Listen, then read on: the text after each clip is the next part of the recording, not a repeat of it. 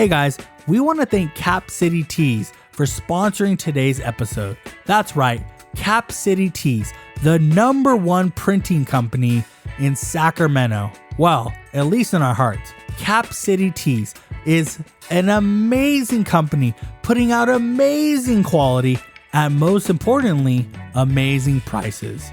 They are in line with any major retailer out there.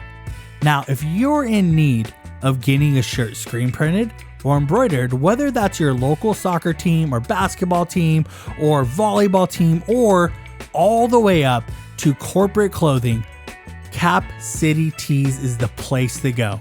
So if you're in need or if you're in want, reach out to Cap City Tees at capcitytees.com or capcitytees@gmail.com. That's capcitytees@gmail.com. All right, guys, welcome to the Hard Money Show, where we talk about real estate, home loans, and media. It is a good day when we can get Rose on the line to talk to us about what is going on in the Sacramento area, the community, real estate, and everything around that. How are you doing? Great. So Thank you. you just got back from Puerto Rico.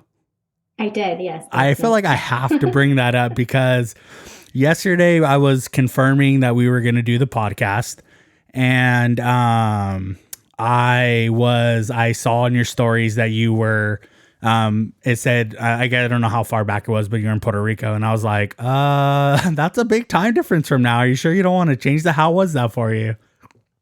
It was wonderful. I actually went for a conference called the ROI Summit, Return on Investment Summit. Mm-hmm. And it was hosted by Rachel Rogers, who is an amazing author, and she is really trying to lift everybody up. She has a book called We Should All Be Millionaires. And she's really focused on lifting women and people from underserved communities up so that we can become millionaires and change the world for the better. Well, I have to say that I wouldn't be opposed to being a millionaire. You know, if the option's out there, all right, I'll take it. I'll take it. So that's pretty cool. How long were you there? I was there for a week, actually. Wow, That's pretty long. Yeah, the conference was 3 days, but I went a little bit beforehand and I stayed a little bit after just because the energy of the people, I knew that I would want to mingle with the people and meet the people that were there. There were people from all over the world who flew in to Puerto Rico. So I decided to stay a little bit extra so that I could really get all of that energy and just take it all in. That's awesome. And is there, I would hope, or maybe there isn't, but is there some sort of real estate component to that conference? There is not, actually. It's for entrepreneurs. And it's basically people are doing everything from they want to start a kids toy store to they are coaches and they want to help Black women leave their 9-to-5 and start something else. It was a very wide range of people, and there were some really amazing speakers who were there. Arlen Hamilton, who's a venture capitalist who's funded 200 underserved and underinvested people, mainly people of color and women. And there was Amy Purdy was there, who she is a Paralympian who was in the Olympic Games, and she had lost her both of her legs under the knee at 19. And she was a snowboarder and she had to figure out how to snowboard again. So they didn't have prosthetics for snowboarding, so she created them. Wow. And then she went to be on Dancing with the Stars as well. So the conference, there were a lot of people that were there, and they were like, hey, I saw this problem and went around and tried to find a solution, and nobody had a solution. So, hey, they created a solution, and it's changing everybody's lives for the better. That's pretty amazing. Is this something that you go to yearly, or is this your first time? This was the first time they've ever had it. Okay. This was the first one. Rachel Rogers had the club, and she started it at the beginning of the pandemic to really try to help people figure out what they were going to do during the pandemic. Okay. And she has grown from 7 figures to 8 figures in just a matter of a few years. Wow, that's pretty amazing. So, I Yeah. mean, that sounds like a pretty rewarding. Did you run into anybody that was from California there? I did actually. At lunch one of the days, the Mm. person who sat next to me was from Sacramento. Oh, wow. And she's actually a trust attorney. Mm. So that was really awesome. There were some people from Canada, SoCal, Hmm. um, but there were a lot of people from Atlanta and Florida, All over, huh? all over. Yeah. Oh, that's pretty amazing. So, I haven't actually talked about this on the podcast, but it's quite interesting to me. And so I mean, it's not necessarily a holiday, right? It was a business trip, but you're gone for a week. That's a week that, you're kind of out of production. I'm sure you were still managing some of your business, right? But you're kind of involved with that. And I think about that a lot when we're thinking about being a realtor, being in any industry that's commission based, that's sales based, and then wanting to like kind of do something for yourself, go on a vacation or go on these business trips and then not being able to be there. I'm curious, how was that for you from just the business aspect? And I don't know, maybe kind of some of your past vacations as well, because I know for me, I feel like I'm maybe get to take a day or so, but then I kind of have to step back in a little bit and continue to do things. How's that for you? I think it's really important to have balance. And I think that a lot of people in real estate don't know how to do that and Mm-hmm. set boundaries. And what has happened to me is every time I go on a vacation or a trip, um, my clients see that and they're like, oh my gosh, that looks so amazing. Mm-hmm. You're like, they want to know more about it. I think that when we do things for joy and pleasure, actually, people who see that, they appreciate it Mm-hmm. and they think it's great that I don't kind of like overwork myself or burn myself out, because then when I get back, I'm able to help them even more. I had a Mm-hmm. bunch of clients reach out to me actually this past week, and they were like, "Hey, let's go look at some stuff when you get back," and I'm like, "Cool." Very nice. Um, but it's setting that up with my clients so that Mm-hmm. they know. I tell my clients I'm not available 24/7. Mm-hmm. Like I'm available for you like 7 a.m. to like 8 p.m. unless there's, an emergency or something happening that we need to do outside of those hours. Mm-hmm. But I set those parameters so that they know what to expect. And if they're the client for me, then they respect that. If that doesn't work for them, then they're not the client for me. Yeah, I think that's a great way to approach it. I can say with 100% certainty that I am terrible at that. I just really, really am not great at stepping away. And that's one of the things that I'm kind of working on. Last year, I started a little bit. This year, I'm starting where it's kind of like I I want to say I'm a workaholic because I will take a step back, but it's very important to me to keep moving forward. And so I have a really tough time with that. And that's one thing I'm really trying to navigate, trying to get better at. So it's good to hear that there's people out there that are in our industry, they're successful at it. And it's just, being on the loan side mostly, it's so easy to step back into work, right? And just like, oh, well, let me check these documents real quick, or just let me send this follow up email. Not a big thing. So, I like that you kind of have that perspective. You set those boundaries. And I definitely think that's important, right? Just in general, right? Even outside of just like the vacation and things like that, but the day to day working to set those expectations. Because if you don't, people will reach out to you at 10 o'clock at night and at 4 o'clock in the morning, right? I'm sure you've had that experience. Yeah. So that's pretty crazy. So, we haven't really talked about how you got into real estate. So why don't we kind of jump into that? How long have you been in? What was that experience for you kind of getting into the real estate market and why? Sure. So I got into real estate in 2000. Let's see. Let me back up. I bought my first house in 2008. That was my only goal in life, was to Mm-hmm. buy a house, because I had lived in an apartment my whole life with my mom. We were on Section 8. Mm-hmm. And my only goal was to get a place where, I didn't have to worry about the government coming and doing the inspections. I didn't have to worry about getting kicked out and having to find a new place. Um, I wanted to be able to paint the walls, whatever color I wanted. I wanted to have that space that was just for me. Excuse me. And so in 2008, I bought my first house. It was my goal. But of course, we know what happened in 2008. Right. Was the crash. So it didn't really matter. I was like, I'm buying this house. I can afford it. Like, I'll figure the rest out. Right. So and once I got the keys to my house, because I had interviewed and asked different lenders, different real estate professionals. I said, hey, can you help me buy a house? And they ran the numbers. They looked at it and they're like, no, you can't buy a house. So I go to the next one. I go to the next one. And I went to about 11 different ones. And finally, somebody said, yes, I can help you buy a house.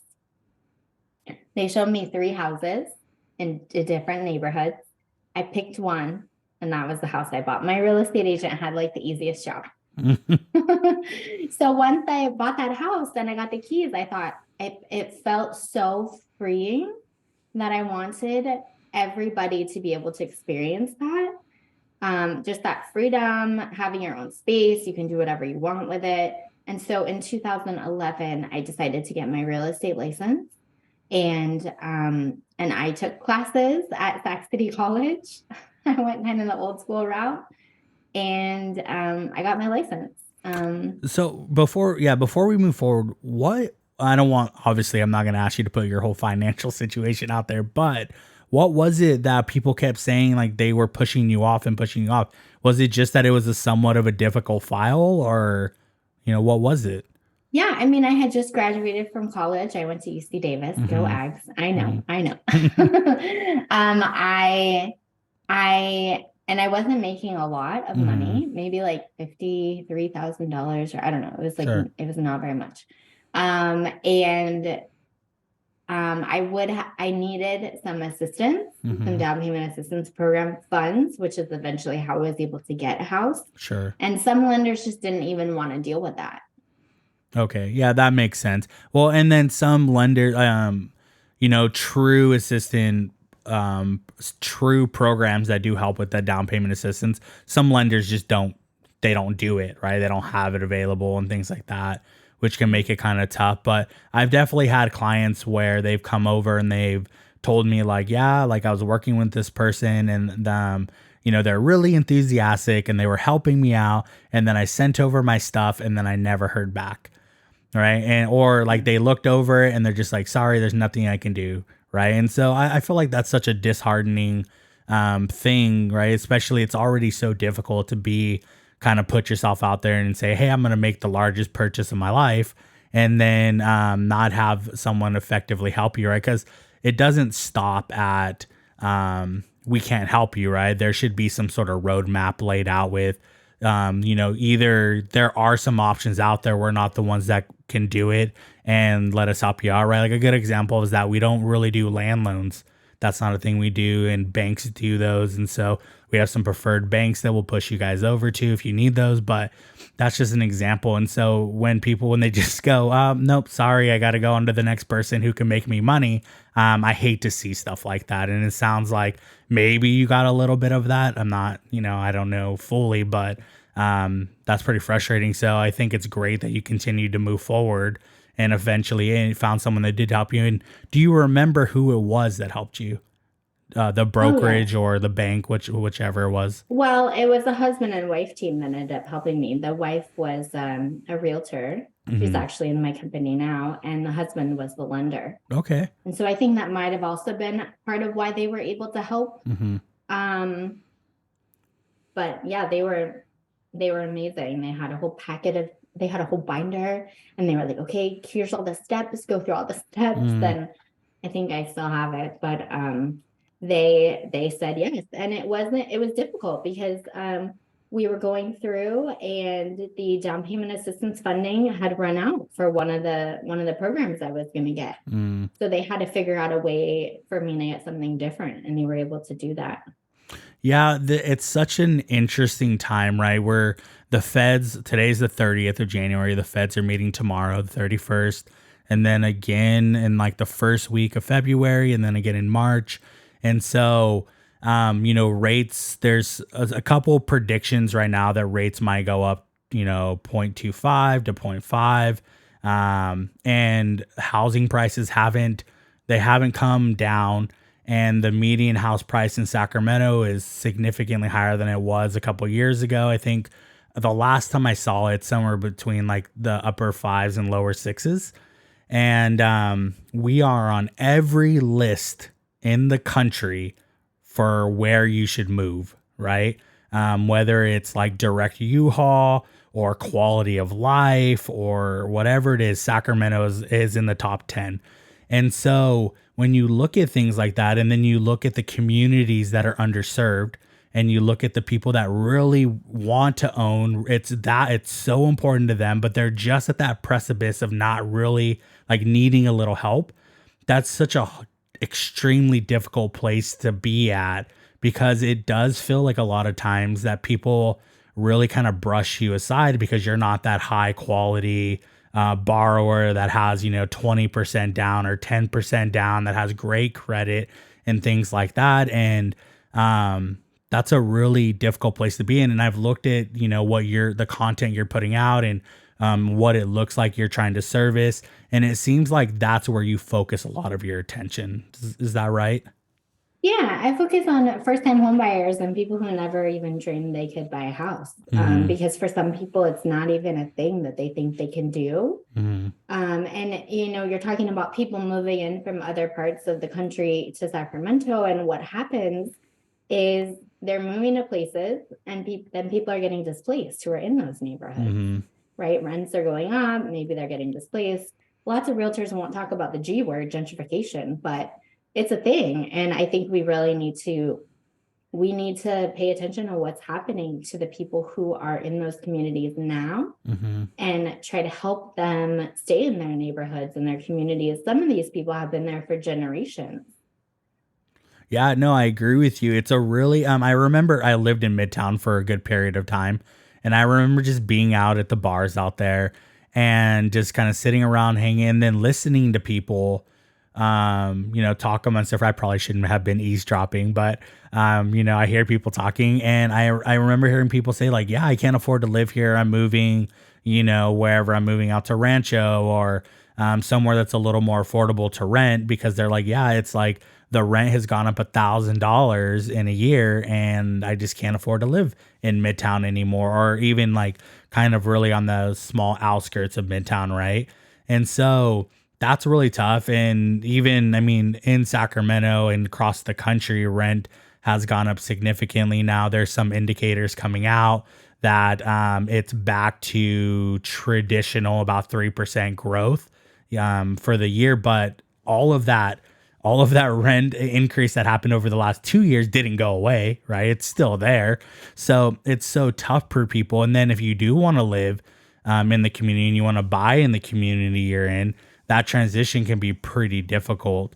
So you get your license, right? And you get your house. Congratulations, a long time ago, but still. And then you get your license. And did you just settle at one brokerage? I did, actually. I had somebody who recommended me to my brokerage, and I just went with them. I didn't know a lot about real estate. I didn't interview different brokerages. I just went with one, and I've been with them. And I have been thinking about moving, but it's trying to find the brokerage that aligns with my values.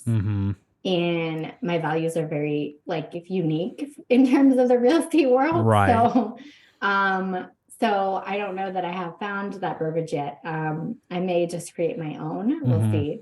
But yeah, I when I was starting, I really wanted a place that would teach me. And so they had a mentorship program where I was at, and I wanted to be covered, because it's not a matter of if you're going to get sued in real estate, it's when, because we live in California and people like to sue each other for everything. Sure. So, yeah. And did you want to tell anybody the name of the brokerage that you're with? Sure. I'm with Lion Real Estate. Okay. And we just recently got acquired by Windermere. What is that, Windermere? Windermere? Windermere? Yes, they're Okay. based in Seattle. Okay. And did they just take over your guys' territory, or are they like branching with Lion as a whole? It was like the owners of Lion kind of sold to them, and so Okay. we're kind of like a branch of them I now. got that. I got it. Okay. But we Okay. still have our identity, I guess. Yeah. Okay. That makes sense. So, what were you doing before you got into real estate then? Oh, let's see. I was working at a PR firm actually. And I was working at a university. Mm-hmm. And I was doing a whole lot of volunteer work in the neighborhood advocacy and community work. Because once I bought my house, I was like, I need to know all of my neighbors. And like, because living in an apartment, I stayed, but everyone always moved. And so I really wanted to establish those connections with the neighbors. And so I focused a lot on neighborhood advocacy, and I helped also form the community land trust here in Sacramento. Mm-hmm. Wow, that's pretty cool. Yeah, that's awesome. yeah. Not a lot of people know what that is, but I it's a don't know different. what that is, but if you want to explain to us. Sure. So a community land trust is a different way of thinking about housing. It actually removes housing from the speculative market, and it tries to preserve housing affordability for generations to come. So the actual land that the house is on is put in a trust, and it's forever. The trust is forever. And then the house on that land, it can gain value, but it's not going to gain like the 200, 300% value we've seen, which is very unsustainable, and impacts the neighborhoods. There can also be businesses on the land, and so you can have affordable rent for like a local business owner. We modeled our community land trust off of Oakland. And Oakland has, I believe, 12 properties in their land trust. It's just a really different way of thinking about holding land and land ownership. Right. It's the opposite of the traditional real estate market, right? Yes. I have conversations with, friends and people that are interested in real estate. And the big conversation around our brokerage right now is big bank and like big VC, right? Like BlackRock, that are putting together multi-billion-dollar funds to buy out the single family residential kind of like lower middle class properties to keep that entire group renting. I mean, that's the reality of what's happening, right? And so if you want to live in a really low income area, they likely won't buy very much of that. And if you want to live in a really high income area, they likely won't buy much of that. They're cutting out the middle class. And so that's tough because most of America is middle class, right? And you can't compete with $1 billion funds. And so I love to hear something like that. Like, that's really interesting. I think that's very, I think we need more of that. And it's hard too, right? Because like part of me understands that a lot of people, they want their property to gain value because they might use it as their way of retirement or whatever it is. But I love the idea that a certain like portion or something does keep value. And I know that that is the case in some programs, right? Like where you do get, home buyer assistance and things like that. If you ever do sell it, you have to sell it back into that program. So I know we do have some stuff like that, but it's not widespread at all. So that's really cool. Yeah, and it's talking about like how much money should somebody really be profiting, right? And these big companies who are buying all of these properties, right? Then they have control.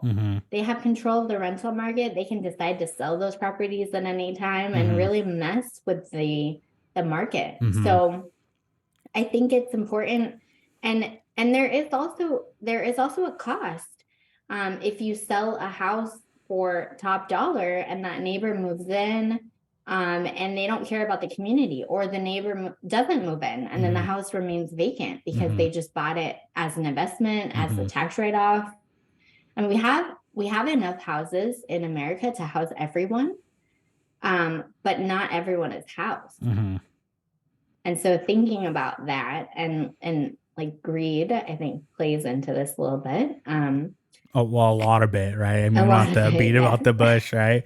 We are the greediest country in the world. I mean, that's hands down. And I don't want to get into politics or anything like that. But, we are, America is on the highest level of individualism, right? And with that does come a lot of like, okay, I want to build wealth for myself, and it could be your family or whatever. But it is very much like, we are the epitome of capitalism in America. Yeah. So that makes it really tough in the real estate market. And that's why a lot of people want to get into it.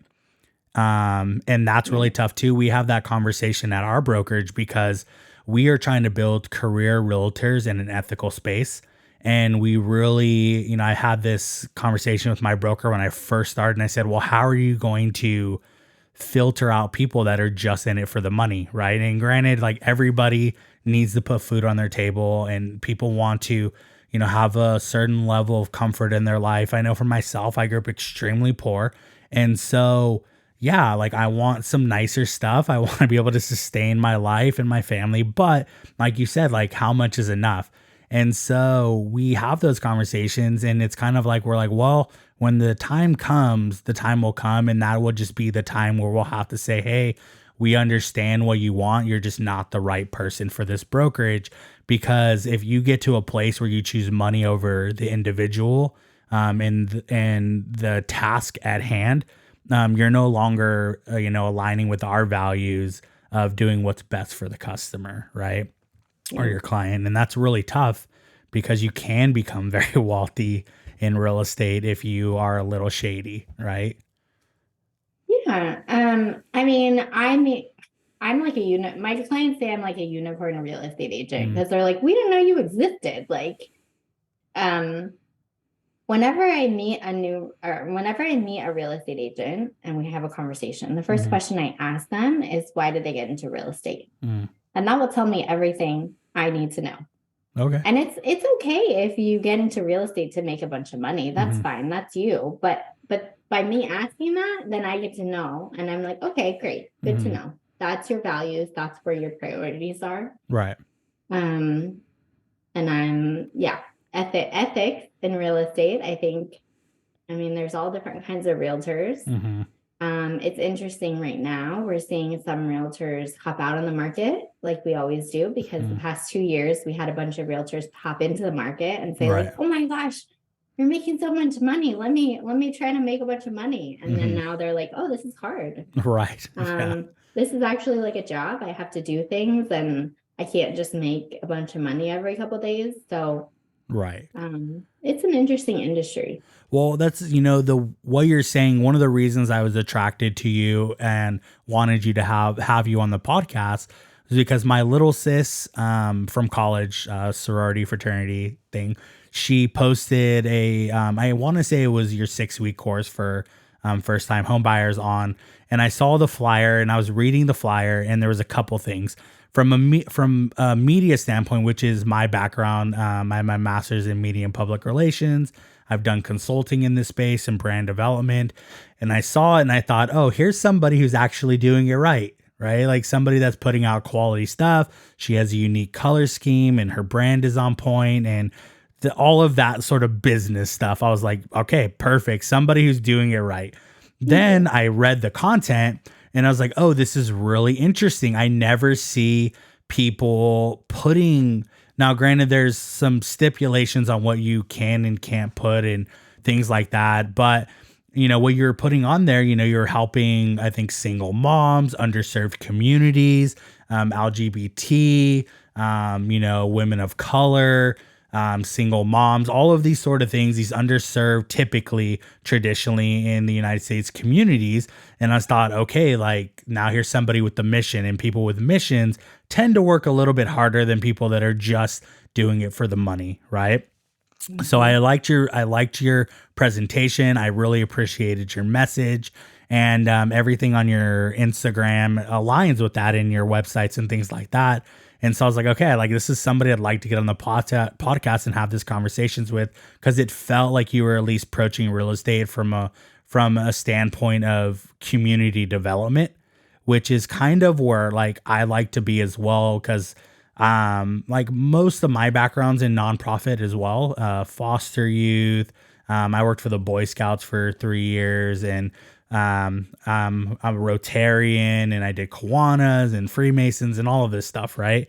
And so when I initially got into real estate, and this is, I'm not going to go into it too much because it is on past podcasts, but you know, my initial intent wasn't even to really do real estate or home loans. I kind of just wanted to see if there was a space for me on the like photo and video side and things like that. And then I just kind of developed into the space, and I had never given much consideration to what I would look like as a realtor or a home loan, you know, officer.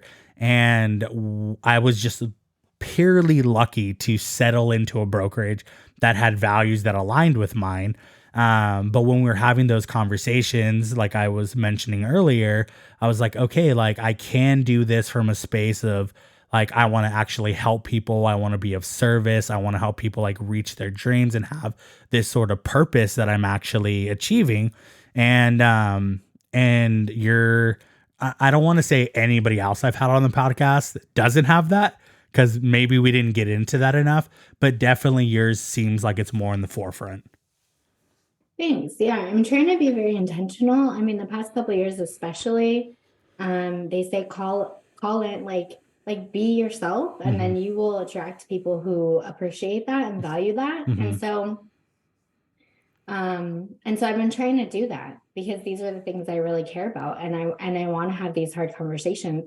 It isn't always easy. I will get pushback from a lot of realtors or even my company, like.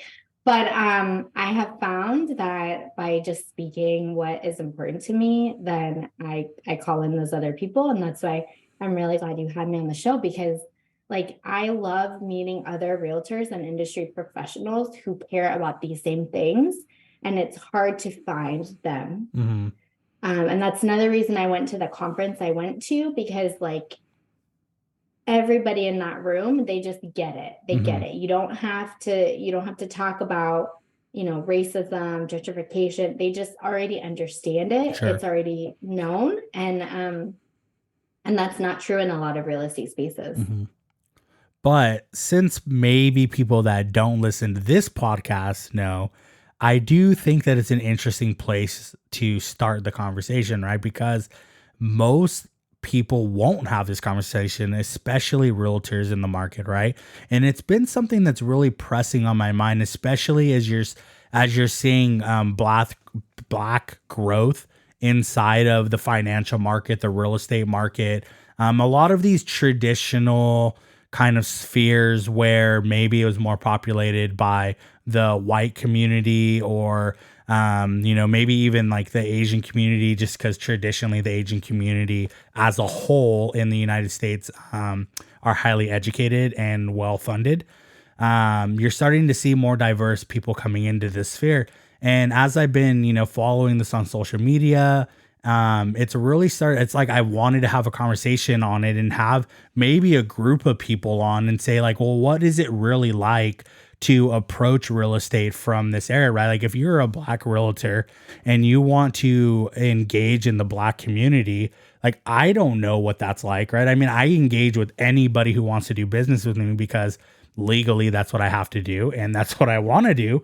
But if that's your kind of like, if that's where you want to be, like I really want to have those conversations, because I feel like there's such important things to have discussions about. And you are kind of doing that right now, right? I mean, at least it seems like you're really focused heavily on helping women, right? Especially if they're single moms with kids and things like that. How is that experience for you? I like, again, I just want to help people that never thought they could be homeowners. And I mean, we couldn't buy houses by ourselves until like the 80s, which like wasn't that long ago. And people don't know that. So like imagine going to a bank and trying to buy your own house. And they're like, no, you have to have a man in order to buy this house. Like, what? Right. It's wild. And so we are still undoing those laws. I mean, I have this book, The Color of Law. I don't know if you've read it. It's great. I think every realtor should read it. It talks about how our government segregated America through redlining and access to capital, and we're still undoing all of those things, and it's not going to happen overnight. But we have to keep having those conversations so that we can keep undoing that past. I mean, we talk about the covenants and restrictions that people sign when they buy a house. And recently people have been having more conversations about this, but there was actually in the paperwork, it said if you were a person of color, you could not buy this house in a certain neighborhood. And it was only, I think, last year that they finally took that language out. And I mean, we're in 2023. So like we have to just keep on acknowledging and helping people. A lot of people don't know this. So it's educating and saying, hey, did you know this happened? This was a thing. And then they say, no, that's horrible. And I'm like, yeah. And so we're like, okay, well, how do we fix it? How do we move past that and ensure that everybody has an opportunity to become a homeowner? Exactly. Well, it's interesting because I think like growing up, I'm Samoan Mexican, and I grew up in foster care. And so I have a really unique perspective. And I grew up in the Bay Area for a third of my life. And then I grew up in the Central Valley, so mostly like super country place. And then I lived in Sacramento, and this is where I pretty much have lived. And so I've been able to be around a lot of kind of the northern NorCal, experience. And you kind of living in these different areas, you see different types of racism, and you see different types of like how people look at you and that sort of thing. And so it's when I got into and I hadn't given it much thought, like growing up, I just did what I did. And then when I became an adult, I was still just trying to focus on like survive.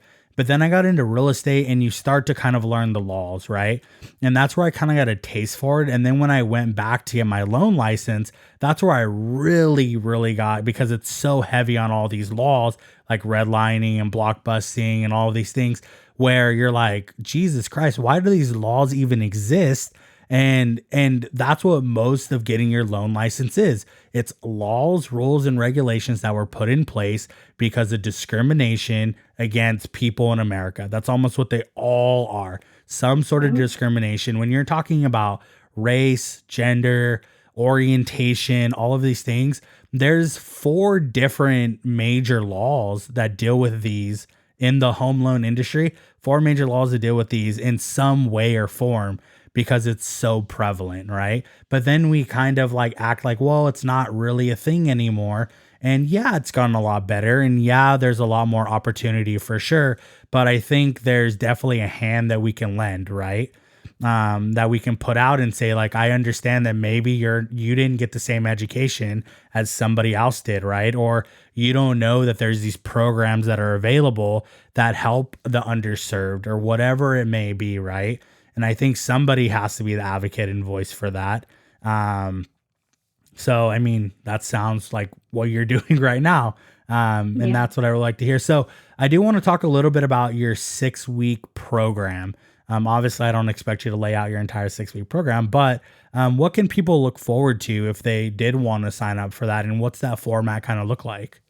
Sure. Well, one of the things I also found was when you're buying a house, especially if no one in your family has ever bought a house before, it can be scary, unknown. And so I wanted to create a community of people who are going through it together so that they can kind of support each other. I also know that not everybody's going to buy a house in like 3 months or 5 months or even a year. So it's kind of like giving people the opportunity to prepare now so that they can get ready whenever they want to buy a house, whether that's now or in a year, 2 years, 3 years, 5 years. I mean, I think I wish they taught this stuff in school, really, just like banking. Like we need to know these things. So my course, it's 6 weeks and we meet weekly over Zoom. And I bring in industry experts as well. So I have a lender, a home inspector come in and kind of give the real information, like the behind the scenes. Because you don't always get that information. Sometimes it's like the pretty picture, like, let's just give you the pretty picture. And I'm like, no, I'm going to tell you the whole story. Like, I'm going to tell you the good and the bad and the ugly, so that you have all the resources you need to make the decision that works best for you. So I hear you saying first time home buyer. And so I think we should clarify that a little bit, right? Because I think like 90% of people who buy houses are first time home buyers, meaning that it's their first time buying a home. But you're referring to first time home buyers as people who are maybe have never ever have anybody around them who have purchased a home and really have no insight at all. Exactly. Yeah. Yeah. And that's an interesting way to think about it, because I never really kind of thought of it that way. And I think that's probably, as equally an apt way to describe it. Yeah. And when I was buying my house, I went to the bookstore and I found like one book about how to buy a house for women. And I read it. And it's like, okay. But there weren't that many resources. Was the book any good? It was good, actually. Well, that's and good. It was helpful. I appreciate the author who wrote it, because it was like the single woman's guide to buying a house, I think. But again, it's just having that community of other people who are doing it. I mean, when I was buying my house, I didn't tell anybody I was buying a house. It was a secret, because I didn't want it not to happen. And then I would feel embarrassed. So I was just like going through it by myself, like with my realtor and my lender. Because I wasn't sure if it would actually happen. And so I think a lot of people are doing that. Maybe they don't want to tell their family because they're nervous that their family will say like, oh, we don't do that, or like, you can't do that, or it's too hard to do that. And so it's just providing a space for people to learn and have a community who will cheer them on, and even after the 6 weeks is over, it's cheering them on through the process of buying the house. They can ask questions through the process. Like I said, if they have to maybe work on their credit score for 6 months to a year, it's having that space where they can do that and ask any questions they need. Yeah, it's really, you bring kind of a good point, right? And I partially got this on the real estate side, and I really got it more on the loan side, just because you actually deal with people's finances. And then you start to really kind of see the insecurities there and what people are worried about and how they're worried about being judged. And I think a lot of people, especially family members, feel very opinionated about kind of their friends or their family members about what they're doing. And if they've gone through the process, or maybe even not, but they have something to say about it, right? And so I could definitely see how that would be really intimidating to be like, well, I want to do this really, really big thing. And I don't know how to do it. I don't even know if I can do it. And other people probably think that same thing about me, but that's not going to be helpful to move forward, to kind of have that thrown back at you, right? Yeah. Yeah. Or maybe those family members went through it like 20 years ago, and it's a whole different market. It's a whole different game now of real estate. Yeah. So yeah, it's having that current knowledge. Yeah. If you bought a house before 2010 or 11, it's not really the same as it is now. And I have that conversation all the time with, older individuals who are like, why do you need these documents? Why do I have to keep sending stuff? When I bought my first house in, 1970, it was so easy. And I was like, yeah, well, and then I have to explain 2008. And then I have to explain that, this is as much of a service it is for you as it is for us, right? We're keeping each other accountable here. So it is a completely different experience, but it's always funny, like how, when you get those people and they come back in to buy their second or third home, and they're just like, it's way harder now to buy a house. And I think that's maybe an interesting point too, is I'm sure your lender kind of goes over this, and it is a time consuming process to buy the house, and it can be really difficult. And there's a lot of minute navigating that happens on the lending side to make sure that you're meeting all the requirements of Franny and Fetty and the VA and whoever else you might be going through, to make sure that when your broker is pushing through the underwriting system, that we're obviously doing it legally and fairly, but also there's gray areas where it's like you don't necessarily have to send that or send this, and we want to navigate it in a way where we put your best foot forward, right? So nobody knows that unless you're in the industry. So it's so scary, right? To dip your toes in, and especially if you come from an underserved, anything in life, and you don't know anything about real estate. You just know that it's expensive and hard. Yeah, and a lot of people still think you have to put 20% down. And so they're reading and they're saving, and they're like, I'm just going to keep saving.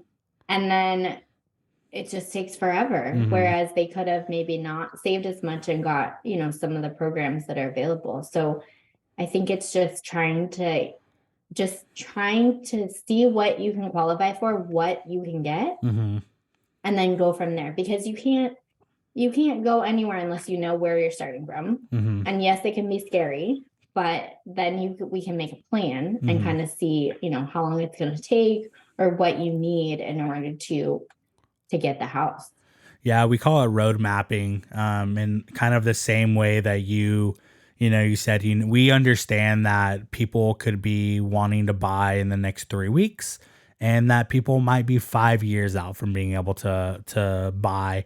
And that's one of this, I don't want to say services, but that's one of the obligations I feel that I need to provide for people is, if you're not ready or you're not there, well, let's take a look at what do we need to improve your credit, your down payment. Maybe we need to look at a different program. Let's lay out a 24-month plan for your 12-month plan. Let's do 3 months or 6-month check-ins, and things like that. So you feel comfortable with where you're going and what we're doing.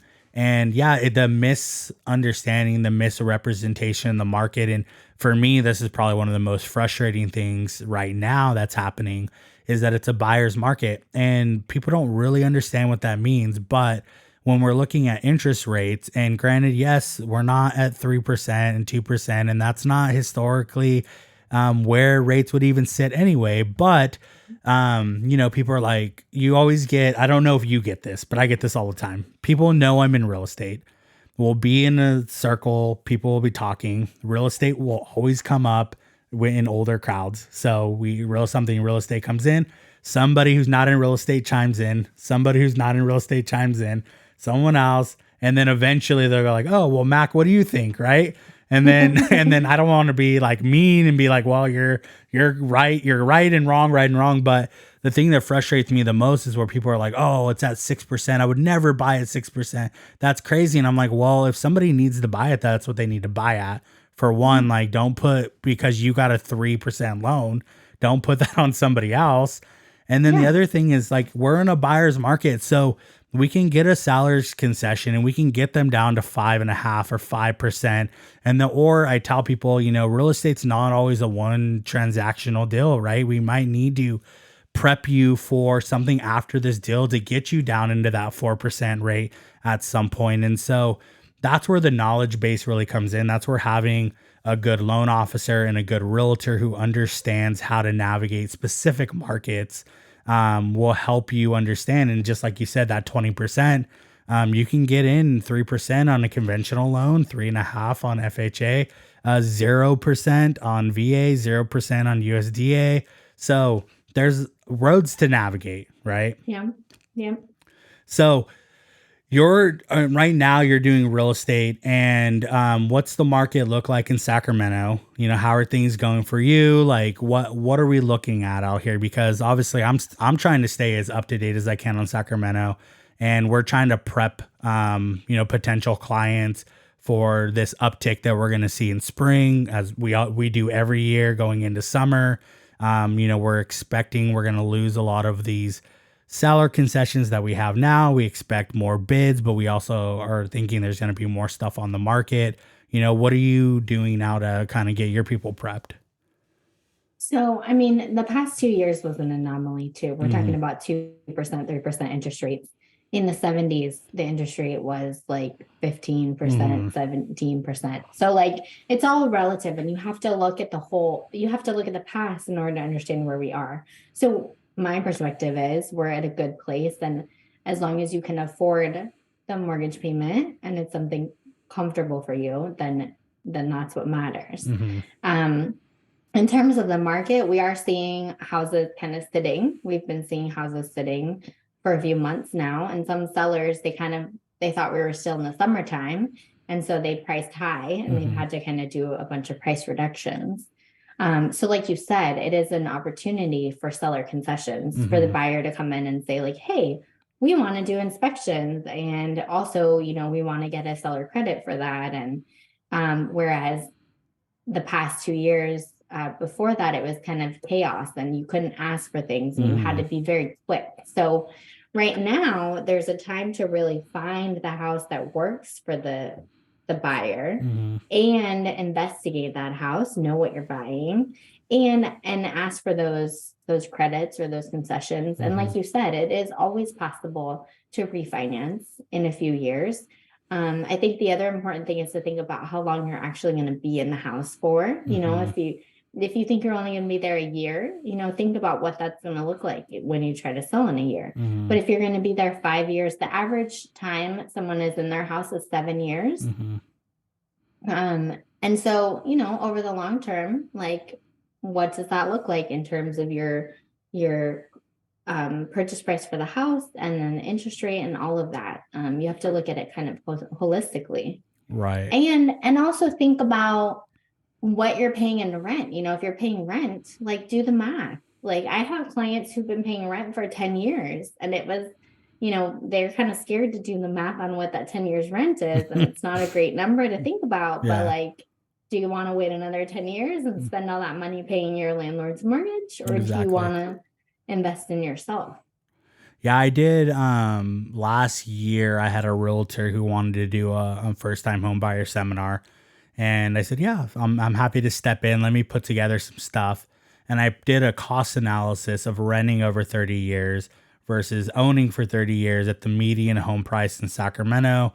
I deducted the cost to get into the program. I deducted, typical annual fees that would come with owning the property and things like that above renting. And it's a $1 million turnaround.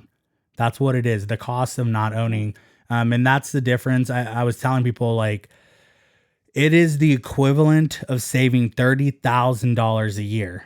Can you can you save $30,000 a year right now? And I'm like, well, that's what it is right now. California is an equity state.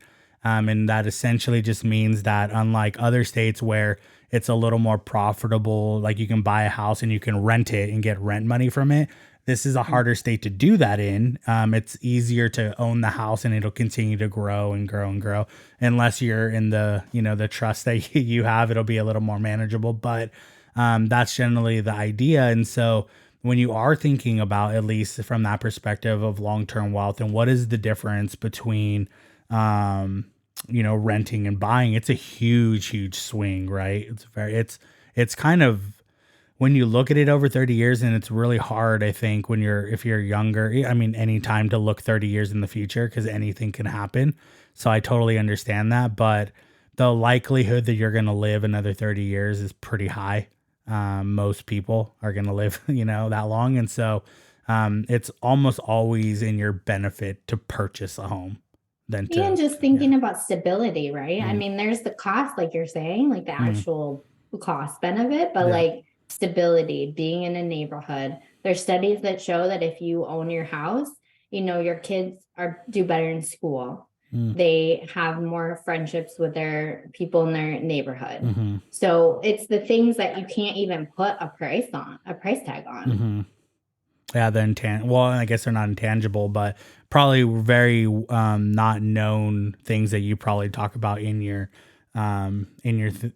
seminars, right? That you're putting on for people. Yeah. Yeah. Yeah. No, it was interesting because you said like most people live in their house. I think it's 5 to 7 years, but it takes approximately 13 to 15 years for your amortization of your property. So essentially, for you to be paying more to your actual principal than you are to your interest, it takes almost half the life of your loan, right? So there's definitely some navigating around purchasing on how long you're going to stay in that property, how you're going to utilize it kind of in that fashion, right? Yeah. Well, and then you also have to look at if the house is going to improve in value, right? If it's Mm, going to go up. So yeah. there's a lot of things to consider, but I think that everybody should be able to experience what home ownership feels like Mm. if they want to. Do you think that everybody should be able to experience home ownership in the area that they want to live? Like that's the kind of conversations I get into with people because I do agree that everybody should be able to own a home. Everyone should have that stability and things like that. And we need to have those sort of services. But the general way that like we're all set up, right? And we're talking like California, right? People are going to have to leave California to go to other states that are more affordable.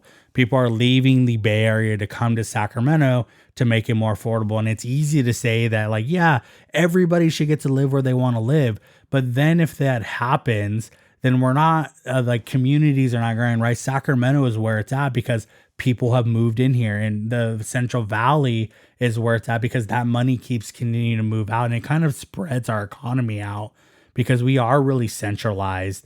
We're in these kind of city hubs and things like that. So there is an innate value to having kind of these communities spread out a bit and that money spread out because business goes there, commerce goes there, those sort of things. But I'm kind of like back and forth where I'm like, well, I mean, I don't know how realistically, I'm not a city planner. I don't know how much affordable housing we can have. I don't know what affordable housing is supposed to look like. I do know that California is like about to be the fourth largest economy in the world. And so that makes it really tough to live here because our taxes are among the highest in the world. So I don't really know where like what's fair. I don't know if there is a fair way. I don't really know.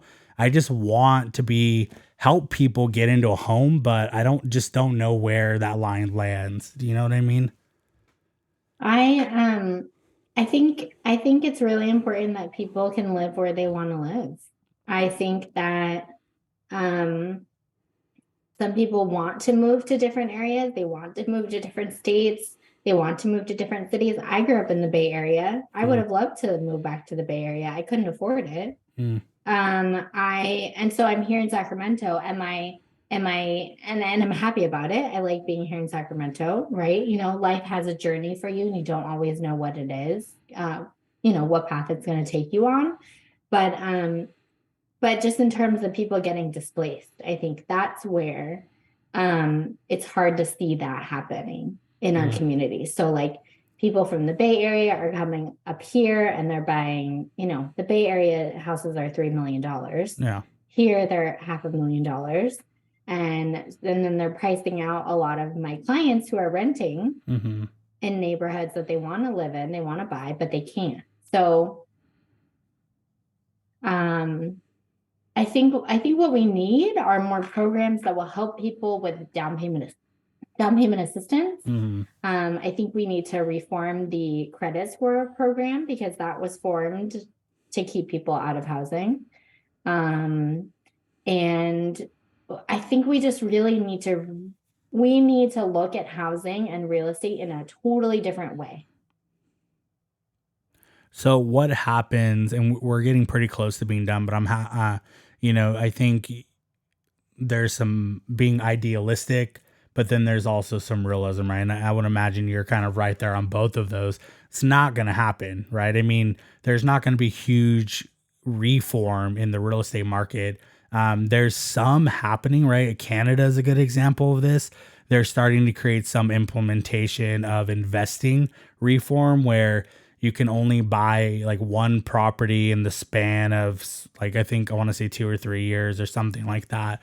But in the time, who knows? I don't want to say never, right? Maybe it does happen. That's very negative of me to say. It'll never happen, but the likelihood is pretty low, right? What can we do in the meantime to help people? Because people are going to get displaced. I mean, there's nothing I can do about somebody who has $3 million in cash from their home sale in the Bay Area that comes out to Elk Grove and wants to buy this $600,000 house, right? And that's where I live. And now the people that were renting me the house are telling me that I need to move. What are kind of our options to accelerate and get into a property, or, find a comparable area? Because there has to be some flexibility there, right? Ultimately, if we are going to get displaced, is there a comparable thing, or is it just like, wow, that sucks, that's just a part of life? I think that, the accessory dwelling units law that passed, bill that passed to allow more housing to be built, so like in people's backyards, because we have some lots, like in Oak Park, there are giant lots. And if you can put 2 accessory dwelling units behind a regular house, like then you provide more opportunities for the people who are currently living there to stay there. And I think it's important for people who are moving to be intentional and thoughtful about where they're moving to, and to say like, hey, I sold my $3 million house. I bought this one for $500,000. How am I going to help my community that I just moved to? Like, how am I going to try to make it better? Because I don't think these people are moving and they're horrible people. I think that they needed to move for whatever reason. But I think there are ways that they can improve and help their communities that they're moving into. Yeah. I have lots of very out there optimistic ideas. Like, if you could take part of the proceeds of your $3 million house and like buy another house for someone and rent it out affordably. You could put some in a fund for people to use as down payment assistance in that neighborhood. I haven't figured out all of the ways that you could actually do these things, but I'm sure there are ways we can figure it out. Because the other thing is our unhoused population, right? It's growing, and people are seeing our people living outside, and they're being bothered by it. But if everybody had a house to live in, then we wouldn't have all these people living outside. And so like, we have to figure something out, because it's not okay that we live in America, the richest country in the world, and we have people living on our street. Yeah, there's a lot to digest there, right? I think you could probably do a 4-hour podcast on something like that. We have distribution of wealth. We have, there's a lot there, but I think the key takeaway here, right, is if you're looking for a realtor that cares about you, that cares about your individualistic needs and the community as a whole, I think Rose is probably going to be one of your best bets, right? Now, I can't speak to every realtor in California or the Sacramento area. I can say that yours and I ideals align pretty closely, but I think that, this can be a good option for you. So definitely check it out. And I like your 6-week course. So not that I've taken it, but I like the layout you have for it. And I think that it can definitely benefit a lot of people. Thank you. Thank you. I appreciate that. Absolutely. And then I appreciate you bringing people together on your show to talk about these things. I appreciate that. Yeah. Thank you very much. I definitely want to highlight people that are making a difference in the community, and if they're not making a difference in the community, at least they're doing the job correctly, right? At the very least, don't be a jerk. Try to actually help people. Okay, if you want to be rich, that's fine, but like at least take those initial steps to do it right, and not make all realtors look like jerks and money grubbing people, because we're not all like that. Yeah, but the millionaire thing, I wouldn't say no to it. I'm just saying, right? So before, it's a great book. It's a great book. Everybody should read it. I've gifted like 25 copies of it. It's wonderful. Before we go, I do want to give you the opportunity to put your social medias out there, or any other corresponding information you want, so people can reach out to you. Sure. I'm most active on Instagram. My Instagram is at Community Rose, and my website is movewithrose.com. Beautiful. All right, guys. Well, we appreciate you being on today. As always, this is the Hard Money Show where we talk about real estate, home loans, and media. You guys have a great night. Thank you.